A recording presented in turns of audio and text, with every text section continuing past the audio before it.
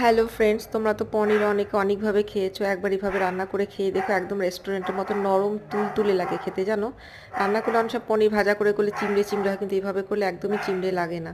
তো কড়াতে সরষের তেল গরম করে নিয়ে তাতে গোটা গরম মশলা, জিরে, তারপর শুকনো লঙ্কা, তেজপাতা দিয়ে ভালো মতো যখন একটা স্মেল ছাড়বে গোটা গরম মশলা থেকে, আগে থেকে ডুমো করে কেটে রাখা আলু দিয়ে ভালো মতো ভাজা ভাজা করে নিতে হবে। আর সর্ষের তেলেও চিনি দিলে পরে রান্নাটা একটা কালার ছাড়ে।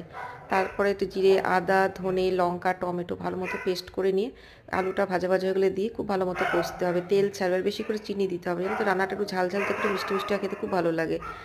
তারপর যখন দুবার তিনবার কষা হয়ে গেলে আগে থেকে যে গরম জলে পনিরটাকে একটুখানি ফুটিয়ে নিতে হবে।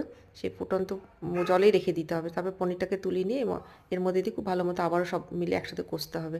কষতে কষতে সুন্দর একটা স্মেলও ছাড়বে, তেলও ছাড়বে। এটা না রুটি, ভাত, পরোটা সবের সাথে খুব ভালো লাগে। তেমন কোনো মশলা নয়, দুর্দান্ত লাগে খেতে। একবার করে দেখো, নরম তুলতুলে লাগে। ভালো লাগলে লাইক কমেন্টস করে দিও।